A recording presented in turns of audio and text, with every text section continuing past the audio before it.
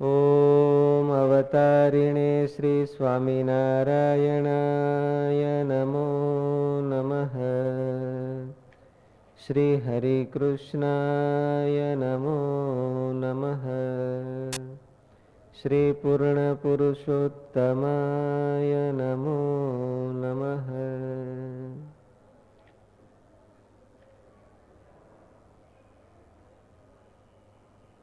શ્લોક નંબર 7.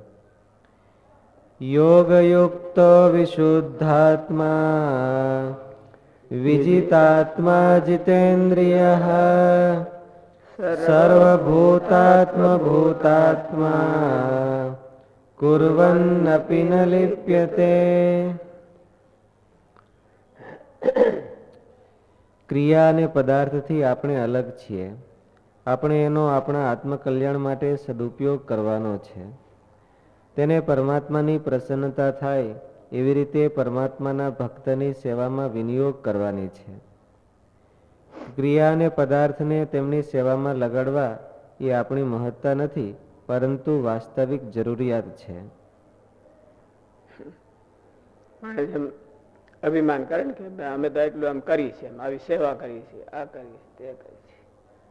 પણ હકીકતમાં તો પોતાના આત્મકલ્યાણ માટે જરૂરી વસ્તુ છે અને પોતાની ફરજ છે.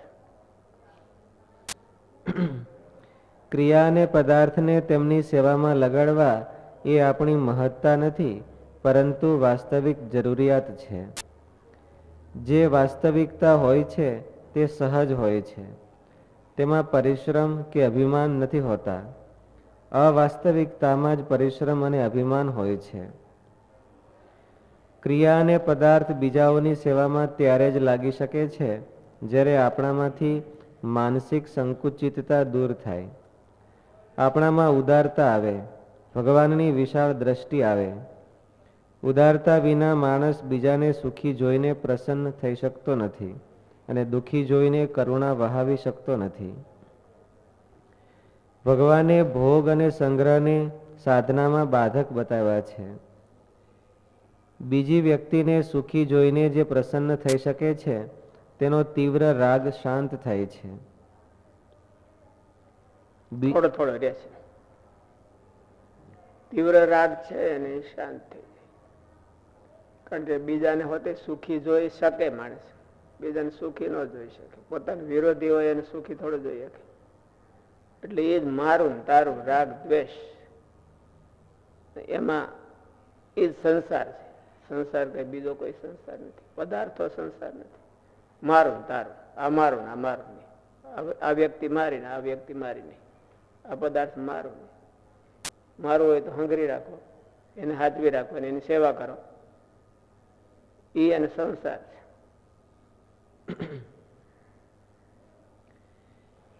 આ ભગવાનનું છે એટલે હું એની સેવા કરું છું કે એનું જતન કરું છું, એટલો ફેરફાર નથી થતો.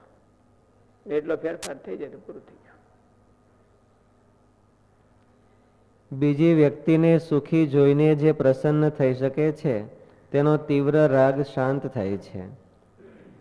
બીજાના ભોગ અને સુખ જોઈને જેના હૃદયમાં જલન પેદા થાય છે તેનો સંસાર પ્રત્યેના રાગ વધે છે. તેમાં પણ સદગુરુ ગુણાતીતાનંદ સ્વામી કહે છે કે હીરો કોઈ રીતે ન ફૂટે પણ માકડના લોહીથી ફૂટે છે, તેમ વાસના કોઈ રીતે જાય તેવી નથી, પણ મોટા પુરુષ ભગવાનના અનન્ય ભક્તનો ગુણ લે અથવા તેમાં સદભાવના કરે તેટલામાં દૂર થાય છે. માટે ભગવાનના અનન્ય ભક્તની સેવા અને તેમાં સદભાવનાથી પોતાના અંતરના રાગ દૂર થાય છે. તે નિષ્કામ સેવકથી બની શકે છે. ભોગ ભોગવવાની જે સુખની ઝંખના છે તે સુખ બીજાને સુખી જોઈને પ્રસન્ન થવાથી વિશેષપણે મળી જાય છે. તેથી તેની ભોગ વૃત્તિ મંદ પડી જાય છે. ભગવાનના ભક્તનું દુઃખ જોઈને દિલગીર થવાથી આપણી સંગ્રહ વૃત્તિ મંદ પડીને નાબૂદ થાય છે. પ્રસન્નતા અને કરુણામાં એક વિલક્ષણ રસ છે. શાસ્ત્રોમાં તેને મુદિતા, મૈત્રી, કરુણા, ઉપેક્ષા વૃત્તિઓ ગણાવીને અંતઃકરણને શુદ્ધ કરવાના સાધન ગણાવ્યા છે. પ્રસન્નતા અને કરુણામાં જે નિત્ય રસ છે તે ક્રિયા, પદાર્થ કે ઇતર સાંસારિક વાસના, રાગને દૂર કરીને જીવને ભગવાનના નિત્ય સ્વરૂપ રસની સાથે એકતા કરાવી દે છે. અહીં જીતેન્દ્રિય, વિશુદ્ધાત્મા, વિજિતાત્મા અને ભૂતાત્મા આ 4 લક્ષણોથી યુક્ત જે કર્મયોગી છે તેને અહીં યોગયુક્ત કહ્યો છે. સાધકને સાધનમાં સ્વાભાવિક પ્રવૃત્તિ ન હોવાનું કારણ છે ઉદ્દેશ્ય અને રુચિમાં ભિન્નતા. વૃત્તિ જગત તરફ ખેંચે છે અને પાછું ઉદ્દેશ્ય બીજો હોય છે, નોખો હોય, એટલે એ નથી કરી શકતો. જ્યાં સુધી હૃદયમાં સંસારનું મહત્વ છે ત્યાં સુધી ઉદ્દેશ્ય અને રુચિનો સંઘર્ષ દૂર થતો નથી. ઉદ્દેશ્ય ભગવાન પાસે જવાનો હોય છે ને રુચિ ઘણું કરીને પંચ વિષય, નાશવંત પદાર્થ, વ્યક્તિ, પરિસ્થિતિની હોય છે. સદગુરુ ગુણાતીતાનંદ સ્વામીએ કહ્યું છે, અંતે રુચિ સહાય કરે છે. રુચિ સારી હશે તો ભગવાન પાસે લઈ જશે અને રુચિ નબળી હશે તો સંસારના જન્મ મરણમાં લઈ જશે. માટે રુચિ સારી કરવી. રુચિ ઉપરથી નિષ્ઠા થાય છે. આપણને આપણી રુચિ છે એ લફંગા માણસો હારે મળતી હોય તો એની નિષ્ઠા લફંગામાં જ થાય, અંતે કઈ ઓલું ન થાય. અને રુચિ છે એ હારા માણસોમાં મળતી હોય એટલે અંતે રુચિ સહાય કરે. કારણ કે રુચિ જો હારા માણસોમાં મળતી હોય તો એનો હારો સંગ હારો લાગશે, અને હારો લાગશે તો એ નિષ્ઠા ભગવાનમાં કાચી પોતી છે તો થઈ જાય. પણ લફંગા માણસોમાં આપણી રુચિ હોય અને આપણે 2 છૂટક ન્યાજ જામતી હોય તો એને ભગવાનમાં નિષ્ઠા થાય ક્યાંથી? થાય નહીં, હોય તો ઉખડી જાય. એટલે 17મા અધ્યાયમાં, ગીતાનો 17મો અધ્યાય છે, શ્રદ્ધાત્રય વિભાગ યોગ છે ને, પણ શ્રદ્ધાત્રય નથી, તો નિષ્ઠાત્રય વિભાગ, નિષ્ઠાનો અધ્યાય છે. પેલા રુચિ, પછી એમાં શ્રદ્ધા અને પછી એમાં નિષ્ઠા. જ્યાં જેને હોય ન્યાય થાય. એટલે રુચિ ઘણી મોટી વાત છે, એને લઈ જાય ક્યાંય ને ક્યાંય. રુચિ એટલે એને મહારાજે દેશી ભાષામાં શબ્દમાં હુવાણ કીધી છે કે ક્યાં એને હુવાણ થાય. એ 2 જણા ભેળા થાય એટલે ખીલી ઉઠે, અને ઓલે પણ ભેળા થાય તો કરમાઈ જાય, એટલે એને કહેવાય હુવાણ. હુવાણ થતી નથી. હુવાણ જો હારામાં થાય, હુવાણ તો એને થતી જ હોય ક્યાંક ને ક્યાંક એમ, પણ હુવાણ જો હારામાં થાય તો એને નિષ્ઠા સુધી પુગાડે, અને હુવાણ જો નબળામાં થાય તો એને ઠેઠ નરક સુધી પુગાડે. હુવાણમાંથી શ્રદ્ધા થાય, શ્રદ્ધામાંથી નિષ્ઠા થાય.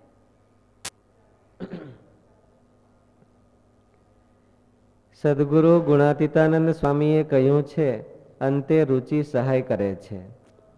રુચિ સારી હશે તો ભગવાન પાસે લઈ જશે, અને રુચિ નબળી હશે તો સંસારના જન્મ મરણમાં લઈ જશે. માટે રુચિ સારી કરવી, તેને ધીરે ધીરે મરડવી. અને રુચિ પરીક્ષા એટલા માટે મહારાજને લીધી હતી. નાના હતા ત્યારે રુચિ પરીક્ષા કરી હતી. બાજોઠ ઉપર તરવાર, પુસ્તક અને હોનામર મૂક્યા, પછી મહારાજને છૂટા કર્યા. એટલે મહારાજે પુસ્તક ઉપર રુચિ બતાવી. આપણી કઈ રુચિ છે કે નહીં? મહારાજની રુચિ પરીક્ષા કરી, આપણી રુચિ પરીક્ષા થાય કે નહીં? આપણે ક્યાંનું મોઢું ઊંઘવા જાય, કુતરા ભેળા થાય પેલા મોઢા ઊંઘે, તું હું ખાય ને એવું જોયે. કુતરા પેલા થાય ને એક બે મોઢા ઊંઘે, પછી રમત કરે, એટલે એની ઉપરથી મોઢું ઊંઘે. આપણે હરેડ ક્યાં જાય, ક્યાં મોઢું ઊંઘતા જાય, એની ઉપરથી આપણી રુચિ ને હુવાણ કહેવાય, એ આપણી હુવાણ કહેવાય. જો કોઈ સારી વ્યક્તિત્વ હોય, ભગવાનમાં હેતવાળી હોય, ભગવાનમાં નિષ્ઠાવાળી હોય, અને એમાં જો આપણને હુવાણ થતી હોય કે એમાં રુચિ થતી હોય તો શ્રદ્ધા પણ એમાં થાય અને પછી અંતે નિષ્ઠા થાય ભગવાન પાસે પહોંચે. પણ આપણે નબળી વ્યક્તિઓમાં જો હુવાણ થતી હોય તો એ આપણને નરકમાં ઠેઠ પુગાડે, ઓરા ક્યાંય ન રહેવાય.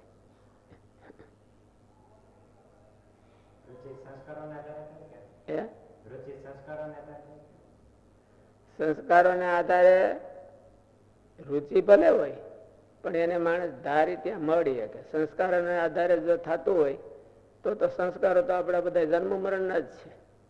કોઈ અક્ષરધામમાં જવાના થોડા છે કોઈ સંસ્કાર, પણ એને મળવા એ પોતાના હાથમાં ભગવાને સ્વતંત્રતા દીધી છે.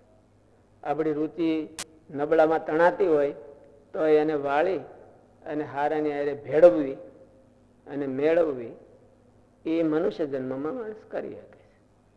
નકર કોઈને કઈ ભગવાનમાં રુચિ પહેલેથી થોડી સંસ્કાર શેના છે આ જગતને જીવમાં? એ ક્યાંથી હાલ્યો આવે છે? અક્ષરધામમાંથી હાલ્યો આવે છે તો અક્ષરધામના સંસ્કાર હોય? એ તો જન્મ મરણ માંથી જ હાલ્યો આવે તો જન્મ મરણના જ સંસ્કાર હોય. પંચ વિશે ભોગવતો હાલ્યો આવે છે એટલે એના જ સંસ્કાર હોય. એટલે સંસ્કાર પ્રમાણે કરી નાખવું આપણા એવું શાસ્ત્ર નથી કહેતું. સંસ્કાર ઓંધા હોય તો પણ એને મળી અને ભગવાન તરફ લઈ જવા એ મનુષ્ય જન્મનું કર્તવ્ય છે. પછી સંસ્કાર સારા હોય તો એને હેલું પડે, સંસ્કાર મોડા હોય તો કઠણ પડે. પાપીમાં પાપી માણસો હોય અને એ ભગવાનને રસ્તે હાલ્યા તો એને સંસ્કાર ક્યાં? એને ક્યાં સંસ્કાર? એટલે સંસ્કાર ઊંધા હોય તો પણ ભગવાન એને જો એને ભગવાનને રસ્તે જવું હોય તો એ સંસ્કાર એને રોકી ન શકે એવી ભગવાને મનુષ્ય જન્મમાં વ્યવસ્થા કરી છે. એટલે વ્યવસ્થા કરી છે ભગવાને કે હા એને જવું હોય તો આ જઈ શકે. કઠણ પડે કારણ કે સંસ્કાર ઓલી બાજુ ખેંચે અને આને જવું હોય ભગવાનને રસ્તે તો એ પોતાને નક્કી કરવું પડે મારે ક્યાં ભગવાન પાસે જવું છે કે જગતમાં જવું છે એ પણ પોતાને નક્કી કરવું પડે. પછી સંસ્કાર હોય તો કઠણ પડે, ઊંધા સંસ્કાર હોય તો એને પણ કઠણ પડે એટલે મૂકી દેવું તો મુમુક્ષુતા ન કહેવાય. તો આ સંસારના જગતના જીવ તો છે જ જ્યાં હાલ જ્યાં હોય ને દોડ્યા જાય છે. સંસ્કાર માંથી રુચિ જન્મતી હોય છે પણ એવું નથી કે સંસ્કાર માંથી જ જન્મે. પોતે રુચિ કરવું આમ ધારે કે મારે આમાં રુચિ કરવી તો થાય. જીવને સ્વતંત્ર એટલા માટે શા માટે કીધો છે? કીધું મહારાજ કે ક્ષેત્રજ્ઞ છે. બુદ્ધિમાં અવળા સંસ્કાર હોય તો એને હવળી બુદ્ધિ લઈ જાવી તો જ એનું જીવ પણ કહેવાય. નકર તો શું કરે?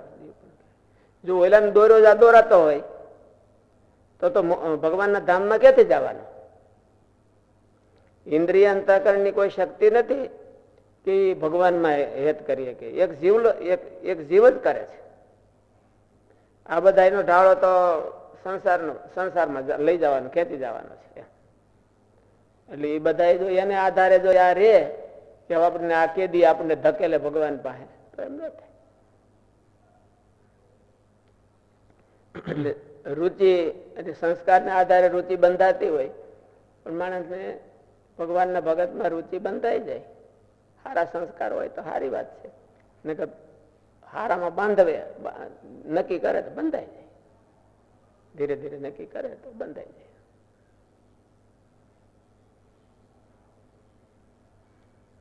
માણસ ભણવા બે છે તો એ જન્મથી ભણીને આવ્યો હોય તો ઓલા જન્મમાં ભણ્યો તો પેલા જન્મમાં ભણીને આવ્યો હોય એવું હોય. મને ભણવા તો આવડે એમ મને રુચિ કરવા તો આવડે, એની રુચિ થઈ જાય, ઓલી બદલી જાય. કરવા મને આદર કરે તો થાય. સદગુરુ ગુણાતીતાનંદ સ્વામીએ કહ્યું છે, અંતે રુચિ સહાય કરે છે. રુચિ સારી હશે તો ભગવાન પાસે લઈ જશે અને રુચિ નબળી હશે. સારી રુચિ વાળા એટલે ભગવાનની રુચિ વાળા અને ભગવાનમાં હેત કરવાની રુચિ વાળા હોય, ભગવાનના ભગતમાં હેત કરવાની રુચિ વાળા હોય. એની હારે આમ કે ઓલું રુચિ મેળવે અને બોલે ભાગ ત્યાગ કરે તો સારી રુચિ થઈ જાય. એ હેલામાં હેલો રસ્તો, પોતાની મેળે કરવો એના કરતા કોઈકની હારે મેળવવું એ હેલો રસ્તો.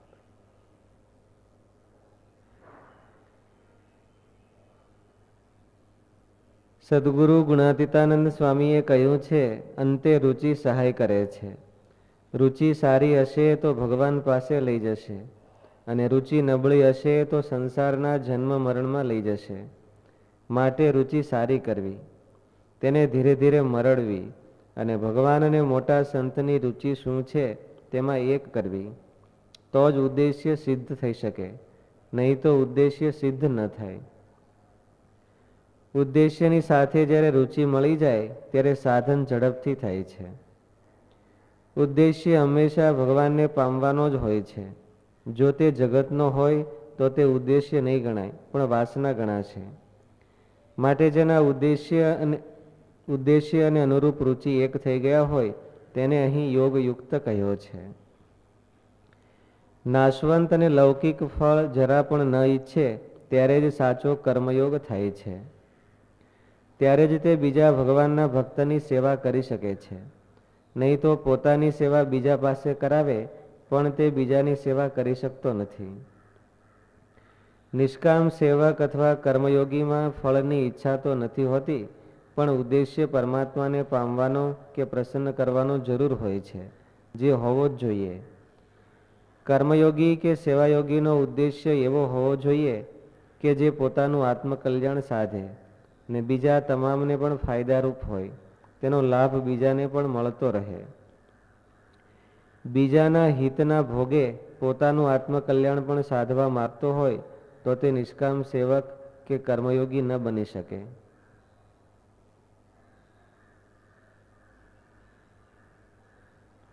બીજાના હિતના ભોગે એનું જે થવું હોય થાય, આપણે તો આપણું કલ્યાણ કરી લેવું એમ. એનું જે થવું હોય થાય, આપણે તો આપણું કલ્યાણ કરી લેવું. એનું જે થવું હોય થાય, એનું તો સારું કરે તો તારું કલ્યાણ થાય. બીજાના હિતના ભોગે એને એ નરકમાં જતો હોય તો ભલે જાય, પણ આપણે આપણું કામ કરી લેવું. એટલે એ તો એની માન્યતા છે, એવું શાસ્ત્ર કહેતું નથી. બીજાના હિતના ભોગે પોતાનું આત્મકલ્યાણ પણ સાધવા માંગતો હોય તો તે નિષ્કામ સેવક કે કર્મયોગી ન બની શકે. પ્રમાણિકતાથી કોકનું સારું કરે તો જ પોતાનું સારું થાય. પ્રમાણિકતાથી પછી પોતે મનમાં ગોઠવી લે કે આપણે એમ તો ગ્રહસ્થ કહી છે ને એમ છોકરાને સારું જ કરે છે. ગ્રહસ્થ છે એમ છોકરા માટે જ મહેનત કરે છે, અને એમ દાવો ધરાવે કે હું કેટલાનું ગદરાવું છું અને કેટલાનું સારું કરું છું અને કેટલાનું હિત કરું છું, તો એ હિત નથી થઈ જતું. એને માલિપાથી એનો સ્વાર્થ નથી, એ તો ભગવાનને જોવાનું છે. માલિપાથી સ્વાર્થ નથી, એને કેવળ ભગવાનને નામે ભગવાનનો ભક્ત છે એટલે હું એને એની સેવા કરું છું કે એને મદદ કરું છું, એવું એને પ્રમાણિકતાથી હોય તો એનું સારું થાય, તો એનું કલ્યાણ થઈ જાય. ગ્રહસ્થ હોય અને એ સાધના કરવા શું જાય, એટલું જાણે કે આ તો સંસાર છે ને આ તો ખૂતણું છે, એટલે જો એને ભગવાનના સાચા ભગતમાં નિષ્ઠા થઈ જાય તો એનું કલ્યાણ પૂરું. એને સાધના કરવાની જરૂર નથી હોતી. તો એની વસ્તુ અહીંયા હોતી હોય કે આપણે કઈ સાધના ન થઈ પણ જો હારાની હારી જીવ જોડાઈ ગયો તો પૂરું થઈ જાય.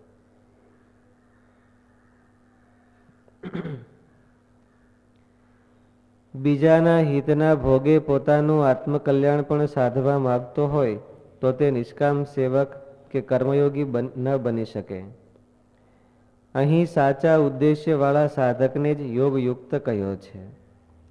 અહીં જેને યોગયુક્ત કહ્યો છે તેને જ છઠ્ઠા અધ્યાયના ચોથા શ્લોકમાં યોગારૂઢ કહેવામાં આવ્યો છે. કુર્વન નપીન લિપ્યતે. કર્મયોગી કે નિષ્કામ સેવાયોગી કર્મ કરતો હોવા છતાં પણ કર્મોથી નથી બંધાતો. કર્મોના પોતાના ઈરાદાથી બંધાય છે, કર્મથી નથી બંધાતો. કર્મ કરવા પાછળ એનો ઈરાદો બોધો છે કે પ્યોર છે. જગત સંબંધી છે કે ભગવાન સંબંધી છે એને આધારે બંધ થાય છે.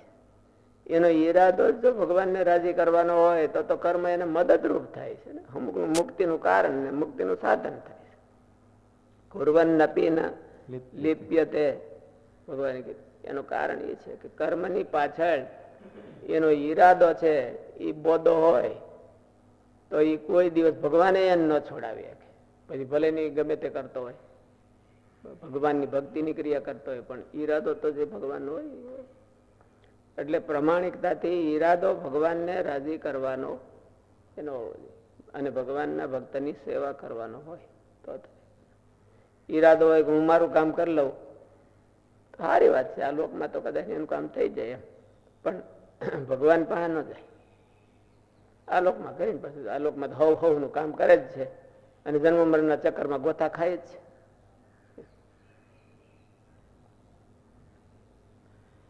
કર્મયોગી કે નિષ્કામ સેવાયોગી કર્મો કરતો હોવા છતાં પણ કર્મોથી નથી બંધાતો. કર્મોના બંધનમાં કારણરૂપ છે કર્મો પ્રત્યે મમતા, કર્મોના ફળની ઈચ્છા, કર્મજન્ય સુખની ઈચ્છા તથા તેનો ભોગ અને કર્મ પ્રત્યેનું અભિમાન. આ બધું ઈરાદામાં આવી જાય. કારણ કે એનો ઈરાદો શું છે કે આનો બેનિફિટ હું લઈ લઉં. એવું હોય તો હું ન લઈ લઉં તો મારા જે હોય એને દઈ દઉં. ગ્રહસ્થ હોય કમાતા હોય શું કરવા કમાય? એના હાટું કમાય. હું લઈ લઉં એવું ન હોય, પણ કે મારા હોય એને દઈ દઉં, બીજાનો હોય એનો હાથમાં આવવા દઉં. એટલે મારું મમતા ની બધું એમાં પણ ઈરાદામાં બધા એનો ઈરાદો જો શુદ્ધ હોય, ભગવાન રાજી થાય એવો ઈરાદો થાય તો એનું કલ્યાણ થઈ જાય. અને કર્મ કુર્વન અપી ન લિપ્યતે, એ કરે તો એને બંધન નથી થતું. કર્મોના બંધનમાં કારણરૂપ છે કર્મો પ્રત્યે મમતા, કર્મોના ફળની ઈચ્છા, કર્મજન્ય સુખની ઈચ્છા તથા તેનો ભોગ અને કર્મ પ્રત્યેનું અભિમાન. તાત્પર્ય એ કે કર્મો વડે કાંઈ ને કાંઈ મેળવવાની ઈચ્છા જ બંધનનું કારણ છે. કિંચિત માત્ર પણ મેળવવા ઈચ્છા ન રહેવાથી કર્મયોગી કર્મ કરતો હોવા છતાં તેમનાથી નથી બંધાતો, અર્થાત તેના કર્મો અકર્મ બની જાય છે. શ્લોક નંબર 8 and 9.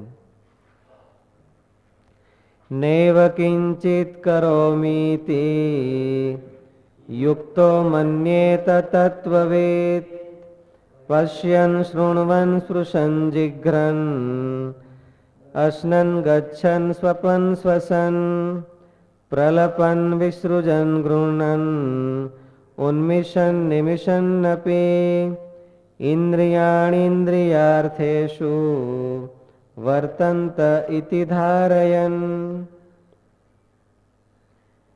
તત્વને જાણનારો સાંખ્યયોગી તો જોતો, સાંભળતો, સ્પર્શ કરતો, સૂંઘતો, જમતો, ચાલતો, ઊંઘતો, શ્વાસ લેતો, બોલતો, ત્યાગતો, ગ્રહણ કરતો તેમજ આંખો ઉઘાડતો કે મીંચતો હોવા છતાં પણ સર્વ ઇન્દ્રિયો પોતપોતાના અર્થોમાં એટલે કે વિષયોમાં વર્તી રહી છે એમ સમજીને નિશંકપણે એમ માને કે હું કશું જ નથી કરી રહ્યો.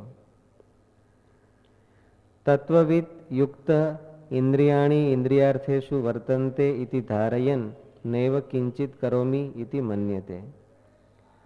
અહીં ભગવાન કહે છે કે યુક્ત કર્મયોગી એ પણ તત્વને પામેલ એવો કર્મયોગી તમામ ઇન્દ્રિયો, અંતઃકરણ, પ્રાણની ક્રિયાઓને કરતો કરતો પણ તેનાથી અલગ પડીને આત્મભાવથી કરે છે. તે ઇન્દ્રિયોની ક્રિયાઓને પોતામાં નિષેધ કરે છે ને અલગ આત્મભાવથી રહીને કર્તવ્ય નિભાવ કરે છે. જેથી અહીં કર્મયોગીનું વિશેષણ તત્વવિદ એવું પ્રયોજ્યું છે. વાસ્તવમાં આત્મતત્વમાં કોઈ પણ ક્રિયા થતી નથી અને તમામ ક્રિયાઓ પ્રકૃતિના પ્રદેશમાં થાય છે.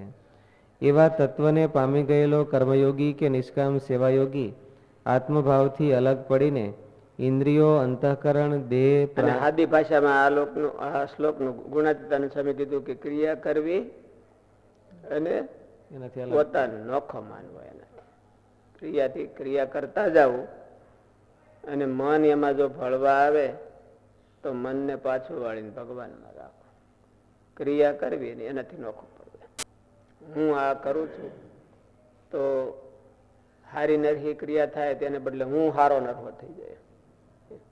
પણ ક્રિયાથી નોખો પડ્યો હોય, ક્રિયા કરતા જવું અને એનાથી નોખું પડતું જવું, એવી રીતે ક્રિયા કરવી. એવી વાત છે ને એ ખાલી સ્વામિનારાયણ ભગવાને જ પ્રવર્તાવી છે, કોઈ અવતારો એ પ્રવર્તાવી નથી. આ બધું છે એ શાસ્ત્રમાં બીજ રૂપે તો લખેલું હોય, પણ એને કોણ આવી હાદી ભાષામાં કોણ શીખવાડે કે ક્રિયા કરતું જવું અને એનાથી નોખું પડતું જવું અને મન ભગવાનમાં રાખવું, ભગવાનને યાદ કરતા જાવ. ક્રિયા તો કરવી, ગુણે શીખવા, પણ ગુણથી પોતાને નોખું પડતું જવું.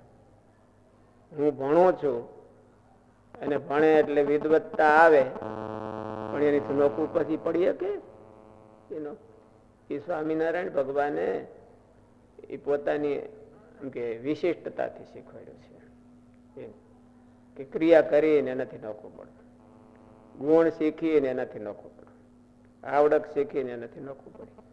અને આવડત હોય કે ગુણ હોય કે ક્રિયા હોય એને ભગવાનના પ્યોર સેવામાં વાપર. આ છે ને એ ભગવાન સ્વામિનારાયણની વિલક્ષણતા છે, ઇતર વિલક્ષણતા. એવું કોઈ અવતારે કર્યું નથી, કોઈ ધામમાં હોતે એવું નથી.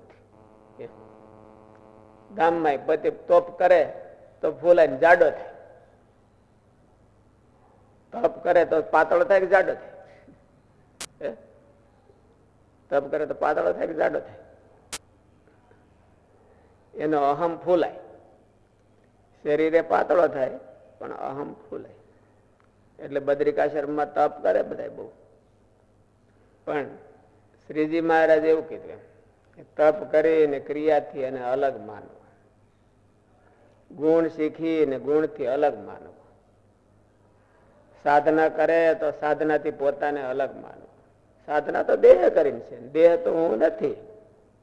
પોતાને આનાથી 3 દેહથી વિલક્ષણ માની અને અક્ષરધામની હારે એકતા કરવી. અને આવી જોગ છે એ સ્વામિનારાયણ ભગવાને બીજા અવતારો કરતા વિશેષ પ્રવર્તાવી. કોઈ અવતારો એવું નથી. અને એમાં સ્વામિનારાયણ ભગવાન તો પ્રવર્તાવી ગયા, પણ પછી બધા ઠેકાણે નહીં, એ ગુણાતીતાનંદ સ્વામી જ વધારે પ્રવર્તાય. એટલે આપણી જોખમાં છે એ હવે આપણે રાખીએ તો, નકર આપણે એને બધી ક્રિયા કરીને ફૂલાતા રહી તો ફૂલાવી રહેવાના.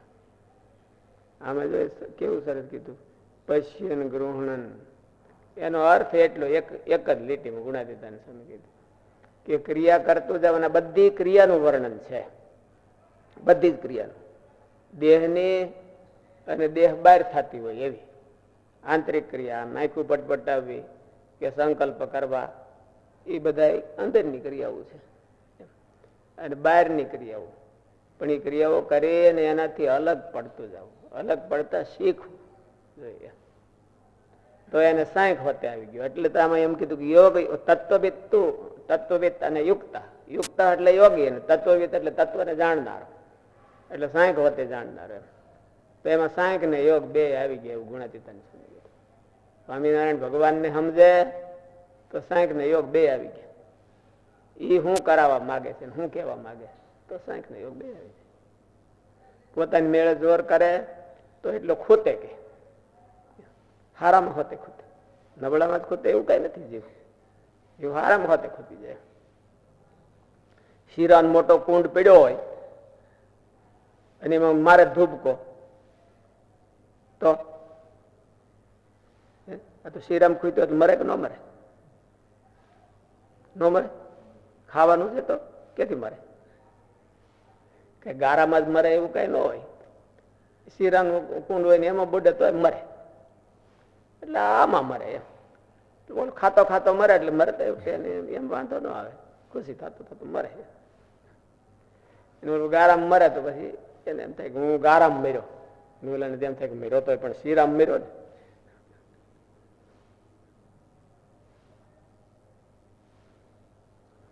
મહારાજ ભક્ત ચિંતામણીમાં પ્રસંગ લખ્યો છે કે જેવા છે આ આત્માનંદ એવા હોતે બોલો મુનિંદ. આ આત્માનંદ સ્વામી જેવા વચનની મૂર્તિ છે એવા બીજા કોઈ હોય તો બોલો. તો પેલા બધા સાધુ ઉપડ્યા કે અરે મહારાજ કે તમે કયો ને અમારે શું ન થાય, કયો તો તજી દઈએ સાધન નો સંગ, રહીએ હિમમાં ઉગાડે અંગ. અમને બધું તમે જે કયો ને અમારે ન થાય એવું આ દુનિયામાં કઈ છે જ નહીં. એમ તમે કયો તો આગળ આ શરીરનો ત્યાગ કરી દે. આ શરીરનો તમે કયો તો જળ મૂકી દે, પાણી મૂકી દે, હવા લેવી બંધ કરી દે, આ શરીરનો ત્યાગ કરી દે. મહારાજ કે શરીરનો ત્યાગ કરવો હેલો. પછી મહારાજ બહુ સરસ કીધું કે તમે છો બધા એમ કે સુરવીર છો અને એનો મને વિશ્વાસ છે કે તમે હું કહું તો શરીરનો ત્યાગ કરી દો. પણ મને એક થોડોક અણવિશ્વાસ છે કે હું કહું એમ શરીર હકાવો નહીં, જીવતું રાખી. હું કહું તો એને જીવતું રાખીને તમે હું કહું એમ પ્રમાણે ન હકાવો. ત્યાગ કરી દો તો કરજો એમ. એટલે આપણે એ કરવાનું. આપણે શરીર નથી અને શરીરનો સદુપયોગ કરવાનો છે. આપણે બુદ્ધિ નથી. બુદ્ધિ પુરુષ અન્યતા ખ્યાતિ એવું સાંખ્યમાં આવે છે. બુદ્ધિ પુરુષ અન્યતા ખ્યાતિ એટલે ખ્યાતિ એટલે જાણવું. બુદ્ધિ અને હું નોખો છું એવું જાણીને બુદ્ધિનો ઉપયોગ ભગવાનની સેવામાં કરવાનો, ભગવાનના ભગતની સેવામાં કરવાનો. હું દેહથી નોખો છું એવું જાણીને દેહનો ઉપયોગ ભગવાનના ભગતની સેવામાં કરવાનો. મહારાજ એવું કીધું ભક્ત ચિંતામણીમાં. હા તમે બધા બહુ સારા સુરવીર છો. અને એ તો બધા એવા હતા મહારાજ વખતે હતા. એની સામર્થ્ય બધી કેવી હતી તો પણ મહારાજ કીધું કે તમે બધી વાત સાચી. એના કરતા પણ એક ડગલું ઊંચું છે એ છે કે એનાથી પોતાને નોખો માનવો. પોતાના વૈરાગ હોય તો વૈરાગ થી પોતાને નોખો માનવો અને વૈરાગ નો ઉપયોગ આમાં કરવો. પોતાના જ્ઞાન હોય તો જ્ઞાન થી પોતાને નોખો માનવો અને જ્ઞાન નો ઉપયોગ સેવામાં કરવો. પોતાના ભક્તિ ધર્મ એ બધું હોય તો એનો ઉપયોગ મહારાજમાં કરવો, પોતાનું ન કરવો. પોતાને ચોટાડી રાખે તો પોતાનો સળગાર વધે, પોતાની સ્વભાવ વધે. ઓલું તો ભગવાનની સેવા કરવે એવું મહારાજે ભક્ત ચિંતામણી. અને એ સ્વામિનારાયણ ભગવાનની સ્પેશિયલ દેન છે. એ જે એનો થાય મહારાજ કે અમે ત્યાંથી અક્ષરધામ માંથી આવ્યા એટલે બધાની હૂગ ચડી છે, અમારી હૂગ ઉતરી જાય એટલે જગતમાં ભેળા થઈ જાય. એનો થાય એને એ વળ આવે કરીને હું નોખો પડું. આ એટલું કરી હવ કરતા સારું કરી અને હું નોખો પડું અને એની સેવામાં એને લગાડો એવું મારે. પશ્યન શૃણવન જીગ્રન શ્વસન એમાં કીધું છે તો ભગવાને એ પણ ગુણાતીતાનંદ સ્વામી મહારાજે એને માણસોને સમજાઈ જાય એવી રીતે કીધું કે આવી રીતે નોખું કરી અને એનાથી નોખું પડે, ગુણથી નોખું પડે, આવડતથી નોખું પડે. અને એનો ઉપયોગ મિનિંગફુલ એનો ઉપયોગ કહેવાય. મિનિંગ પોતાને માટે આ શરીરને માટે તમે ગમે એટલું ઉપયોગ કરો તો એ મિનિંગલેસ એટલા માટે છે પાછું તો ફૂટલ છે. અને ફૂટલો ઘડો કીધો છે. ઓલા ઘડા હોય એ તો બધા ફૂટ્યા વિના ના હોય એટલે એમાં પાણી ભરાઈ રહે. આ ફૂટલો ઘડો છે. નાખો એ 9 ઠેકાણેથી જાય ને એક જ ઠેકાણેથી ઓલું કરવાનું અને 9 ઠેકાણેથી બારું કાઢવાનું.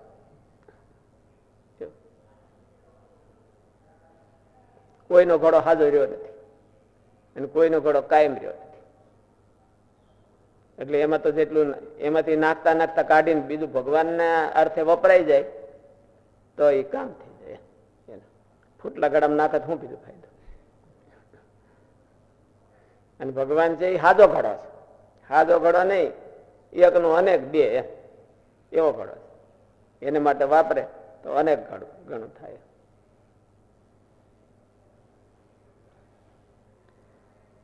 વાસ્તવમાં આત્મતત્વમાં કોઈ પણ ક્રિયા થતી નથી અને તમામ ક્રિયાઓ પ્રકૃતિના પ્રદેશમાં થાય છે.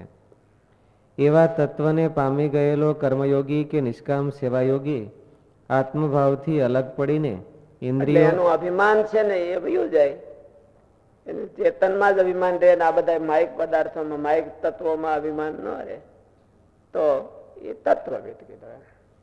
અને મહારાજે હોતે એ જ કીધું કે નિજાત્માનામ બ્રહ્મરૂપમ દેહત્રય વિલક્ષણમ વિભાવ્યતેન કર્તવ્ય ભક્તિ કૃષ્ણ છે સર્વથા. જે કઈ ભક્તિ આપણે કરતા હોય એ આવી રીતે ભક્તિ કરવી. મહારાજે તો આ આજ્ઞામાં જ આપણે બધાને બ્રહ્મરૂપ કરી મૂક્યા છે. આપણે પરાણે દેહરૂપ થાય છે મહારાજની આજ્ઞા મૂકીને. આવી રીત છે એ કોઈ અવતારોમાં ચલાવી નથી મહારાજ ભગવાને. કોઈ અવતારો નથી ચલાવી. કારણ કે પોતાની સામર્થ્ય પ્રમાણે રીત ચલાવી કે આ તો શ્રીજી મહારાજ જ ચલાવી છે. શ્રીજી મહારાજ ચલાવી એ બહુ જાજી રહી નહીં, એ બધી ભેળી થઈ ગઈ.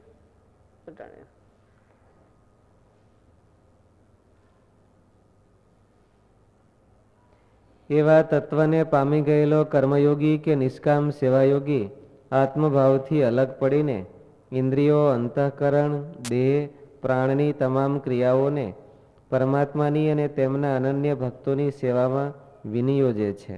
શ્રી કૃષ્ણ ભગવાને કીધું ને ખાલી એને યોગ કર્મયોગ માટે કીધું. સયોગો મહતા કાલે નષ્ટોયમ પરંતાપા. એ બધે ઘસાઈ ગયો હતો એટલે હું તને ફરી વખત સજીવન કરી દઉં છું.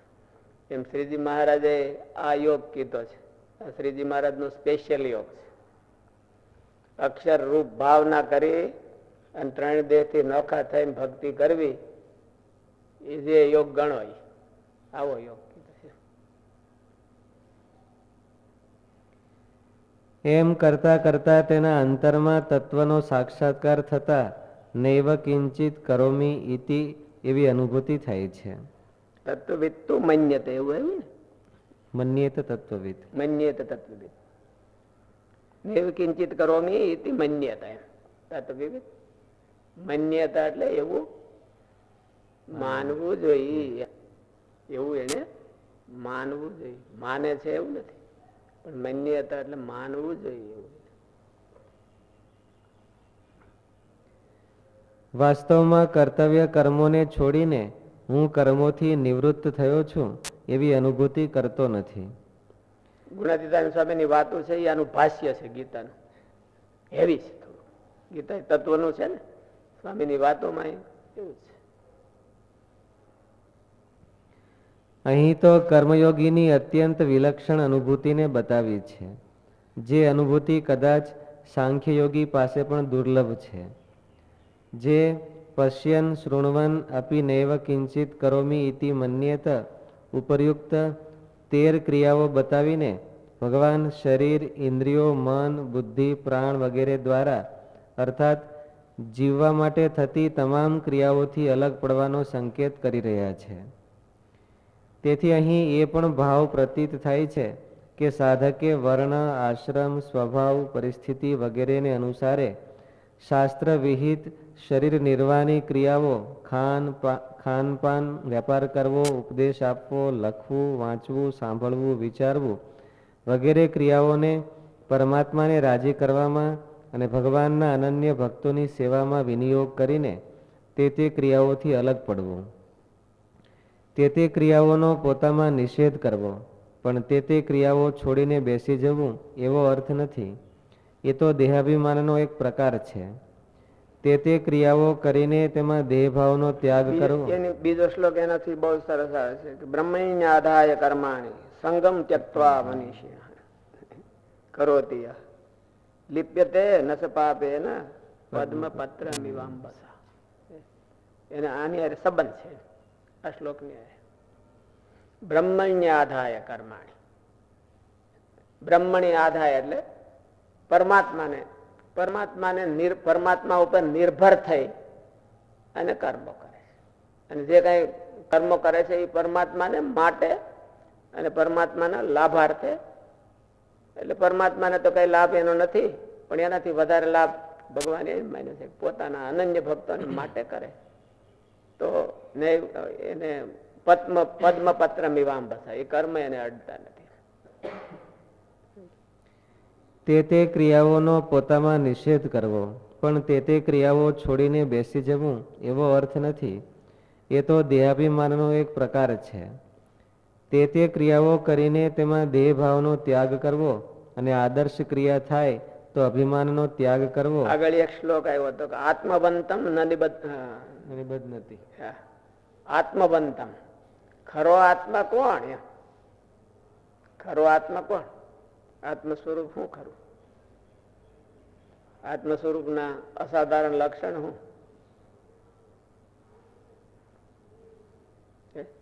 શું? કરીને બંધાવવું, કરીને બંધાવવું દે, ભગવાનને માટે કરવું, એનું નામ આત્મા. સાચો સેવક. આત્માનું લક્ષણ શું છે? ભગવાનનો સાચો સેવક. એ આત્માનું અસાધારણ લક્ષણ છે. અને સિદ્ધ કરવાનું તો એ છે. બોલું વિકૃતિ નથી આવતી ને, એ તો બધું છે જ એનું સ્વરૂપમાં છે. અને એનું તો કોઈ મિનિંગ નથી, મિનિંગલેસ છે. જો ઉપયોગ ન કરે તો, ઉપયોગ કરે તો મિનિંગફુલ થાય. સ્વરૂપ નિરૂપિત ધર્મ છે. સ્વરૂપ નિરૂપિત ધર્મ છે. અને એના જે ડ્યુટીના ધર્મ છે એ છે એનો સેવક.